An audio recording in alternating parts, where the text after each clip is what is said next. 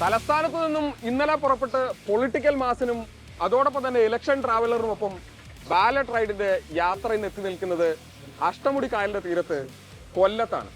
അഷ്ടമുടിക്കായലിന്റെ മാത്രമല്ല കശുവണ്ടിയുടെയും തലസ്ഥാനം, കപ്പലോട്ടങ്ങളുടെയും കലയുടെയും ചരിത്രത്തിന്റെയും സംസ്കാരത്തിന്റെയും പിന്നെ കേരള രാഷ്ട്രീയത്തിന്റെയും ദീർഘചരിത്രം പേറുന്ന മണ്ണ് കൊല്ലം. 11 നിയമസഭാ മണ്ഡലങ്ങൾ: കൊല്ലം, ഇരവിപുരം, ചവറ, കുന്നത്തൂർ, കുണ്ടറ, കൊട്ടാരക്കര, പത്തനാപുരം, ചാത്തന്നൂർ, പുനലൂർ, ചടയമംഗലം, കരുനാഗപ്പള്ളി. ഇതിൽ കരുനാഗപ്പള്ളിയും കുണ്ടറയും മാത്രം UDF-ന്റെ കയ്യിൽ നിലവിൽ 9-2 എന്നാണ് സ്കോർ. ഇനി ഇതിൽ എന്ത് മാറ്റമുണ്ടാകും എന്നതാണ് ചോദ്യം. ഇത് ശരിക്കും ഈ കൊല്ലം വി പാർക്കിലെ ഈ ഭീമൻ ചെസ് ബോർഡിന്റെ മുമ്പിൽ ഇങ്ങനെ ഇരിക്കുമ്പോൾ ഈ ഇലക്ഷൻ കാലത്ത് പ്രത്യേകിച്ച് പഴയ പടയോട്ടം സിനിമയില്ലേ, നസീർ, മമ്മൂട്ടി, മോഹൻലാൽ പടം, അതിലെ പാട്ടാ ഓർമ്മ വരുന്നത്, ഞാനറിയില്ലേ? നിരത്തി ഓരോ കരുക്കൾ പടുത്തു ചേരും പടക്ക് ഏതായാലും പടയോട്ടം പടക്കളം തന്നെയാണ് കൊല്ലത്തിപ്പോ. നാട്ടുകാരോടൊന്ന് ചോദിച്ചു നോക്കാം ഈ പടക്കളത്തിൽ എന്താ സംഭവിച്ചോണ്ടിരിക്കുന്നത്. ഹായ് ബ്രോ, ഒറ്റ സെക്കൻഡ് ചേട്ടാ. കോൺസെൻട്രേഷൻ കളയില്ലത് ലിജോ അത് ചോദിച്ചേ. അല്ല, എന്താ സ്ഥിതി എന്ന് പറഞ്ഞാൽ 3.0 ഉണ്ടാവുന്നതാണോ? 18 ആയിട്ടില്ല അവന്, എന്നാലും പിണറായി 3.0 വരുമെന്നാണ് പറയുന്നത്. ബ്രോ 9-2 ആണ് നിലവില്. 9 LDF, 2 UDF. എങ്ങനെ മാറുന്നാ തോന്നുന്നു ഇത്തവണ? 5, 7, ഒരുപാട് ആലോചിക്കാനുണ്ട്. കരിക്കളം കിട്ടും 6 LDF 6, 5 UDF കൊണ്ടുപോകും. പാൽച്ചായ എനിക്ക് വേണ്ട, ഞാൻ കട്ടൻ ചായ പറഞ്ഞിട്ടുണ്ട്. കട്ടനേക്കാളി കടുപ്പത്തിലാണ് ചായക്കടകളിലൊക്കെ രാഷ്ട്രീയം ഇങ്ങനെ തിളച്ചൊഴുകയാണ് ചേട്ടാ. ഈ കൊല്ലത്ത് മൊത്തത്തിലൊരു ഇടതിന്റെ കോട്ട എന്നൊക്കെയാണല്ലോ പൊതുവെ കേൾക്കാറുള്ളത്. കഴിഞ്ഞ തവണയാണെങ്കിലും 9 സീറ്റ് LDF-നായിരുന്നു, 2 സീറ്റേ ഉള്ളായിരുന്നു UDF-ന്. മാറി മറിയുമോ ഇത്തവണ? മാറി മറിയെന്ന് പറയാൻ ഞാൻ ഉദാഹരണം മറിയും. അതായത് കരുനാഗപ്പള്ളി, കുന്നത്തൂര്, ചവറ, കൊല്ലം, പത്തനാപുരം, കുണ്ടറ, കൊട്ടാരക്കര, കുണ്ടറ, ഇത്രയും സീറ്റ് ഉറപ്പായിട്ടും കോൺഗ്രസ് പിടിക്കും. 7 സീറ്റ് ഉറപ്പായിട്ടും കോൺഗ്രസ് പിടിക്കും. 7-4 നല്ല ടൈറ്റ് മത്സരം UDF പിടിക്കാൻ ചാൻസ് ഉണ്ട്. പക്ഷേ പിണറായി 3.0 വരുമല്ലോ എന്നുള്ളതാണ് ചോദ്യം. ഇരവിപുരം മണ്ഡലത്തില് നൗഷാദിനാണ്. കൊല്ലത്തോ? കൊല്ലത്ത് കൃഷ്ണയ്ക്ക് ഒരു ചെറിയ ചാൻസ് കൂടുതലാണ്. കോൺഗ്രസ് ഇത്തവണ മെച്ചപ്പെടുത്തുമോ ഇവിടെ? മെച്ചപ്പെടുമെന്നുള്ളതാണ് പ്രതീക്ഷ. കരുനാഗപ്പള്ളിയും കുണ്ടറയും അല്ലാതെ പിന്നെ ഏതൊക്കെയാ കിട്ടാൻ പോണേ?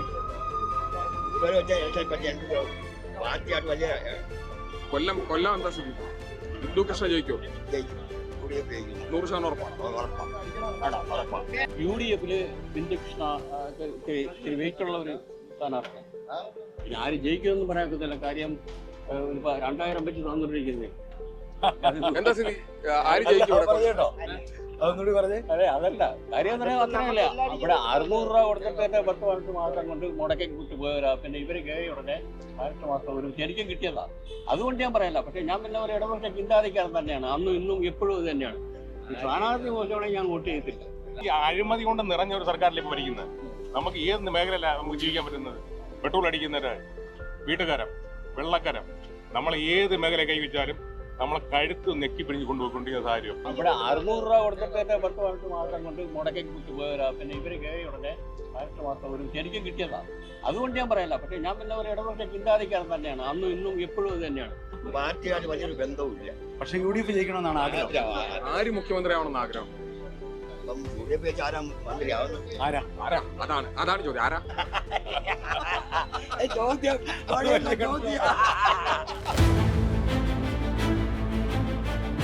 കൊല്ലം വി പാർക്കിലെ ഈ ഭീമൻ ചെസ് ബോർഡിൽ എന്ന പോലെ കേരള രാഷ്ട്രീയത്തിലും കരുനീക്കങ്ങൾ തുടരുകയാണ്. തെരുവിൽ രാഷ്ട്രീയം തിളച്ചൊഴുകുകയാണ്. ഞങ്ങൾ കൂടുതൽ അഭിപ്രായങ്ങളിലേക്ക് ചെന്നു. വികസനം മുഴുവൻ ഉമ്മൻചാണ്ടി വികസനങ്ങൾ ഈ കാണുന്ന ഇത് കൊണ്ടുവന്ന ഉമ്മൻചാണ്ടിയുടെ വികസനം. അപ്പൊ ഞാൻ ഈ പാർക്ക് കൊണ്ടുവന്ന ഉമ്മൻചാണ്ടിയാണ്. ഈ പാർക്ക് കണ്ടാല് ആളുകളെ വയറ് നിറയോ സാഹിബേ? ഈ പാർക്ക് കണ്ട, ഈ പാർക്ക് എന്നിവിടെ വന്നു. അതിനെക്കാട്ടി മെറീന ബീച്ചും ടോമയിലും ന്യൂ ചോപ്പാട്ടിയും മറിയലിനും ചോപ്പാട്ടിയൊക്കെ ഇന്ത്യ മഹാരാജ്യത്തുണ്ട്. ക്ഷേമ പെൻഷൻ എന്തായാലും കൊടുക്കണമല്ലോ. അപ്പൊ ഇവരെല്ലാം വേറൊരു സർക്കാർ വന്നാലും ക്ഷേമ പെൻഷൻ കൊടുക്കണ്ടേ? നേരത്തെ കൊടുത്തില്ല. ആയിക്കോട്ടെ, അത് കൂടി വെക്കണം. ഈ സർക്കാരിന് അടുത്ത മാസം വരുന്ന ഇലക്ഷനിൽ കേരളത്തിൽ നിന്ന് തൂത്തെറിഞ്ഞില്ല എങ്കിൽ പേരെടുത്ത് മാറ്റും. ഈ 100 അല്ല 110+ ആയിരിക്കും UDF അധികാരത്തിൽ വരാൻ പോകുന്നത്. വാശിയിലാണ്. അങ്ങനെ ആഞ്ഞാഞ്ഞ് കുത്തും. ഏതായാലും ഇവരുടെ കുടുംബസ്വത്തൊന്നും വിറ്റ് ഏക്കർ കണക്ക് കൊണ്ടുപോകും ഇവിടെ കൊടുക്കുന്നില്ല. ഏത് സർക്കാർ ഭരിച്ചാലും ജനങ്ങൾക്ക് കിട്ടലും അർഹതപ്പെട്ടതും കൊടുത്തോണ്ടിരിക്കും. ഇന്ത്യയുടെ ഭരണകർത്താവ് പ്രാപ്തനല്ലാത്തതിന്റെ പേരില ഇന്ന് ഗ്യാസിന് കിടന്ന് ഓടുന്നത്. പ്രാപ്തനല്ലാത്തവൻ രാജ്യത്തിന്റെ ഭരണകർത്താവായ ജനങ്ങൾ ഇതും അനുഭവിക്കും, ഇതിന്റെ അപ്പുറത്തതും അനുഭവിക്കും. ദേശീയ മുഴുവൻ വൻ ദേശീയ ദേശീയ ഓട്ടായി മാറും.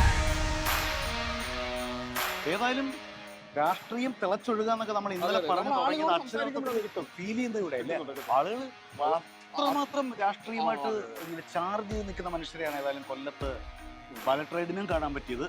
അതുപോലെ തന്നെയായിരുന്നു പൊളിറ്റിക്കൽ മാസ്. അല്ല, അടി വെച്ചില്ലെന്നേ ഉള്ളൂ. ആളുകളുടെ ആവേശം ആരോഗ്യം നമുക്ക് കൃത്യമായിട്ട് കാണാൻ പറ്റും. വെളിച്ചം മങ്ങി തെരുവ് വിളക്കുകൾ തെളിഞ്ഞു. പക്ഷേ തെരുവിൽ രാഷ്ട്രീയം തിളച്ചൊഴുകുന്ന ഈ തെരഞ്ഞെടുപ്പ് കാലത്ത് ബാലറ്റ് റൈഡറിന്റെ യാത്ര അവസാനിക്കുന്നില്ല. തിരുവനന്തപുരവും കൊല്ലവും കഴിഞ്ഞ് ബാലറ്റ് റൈഡർ നാളെ പത്തനംതിട്ടയിലേക്ക്.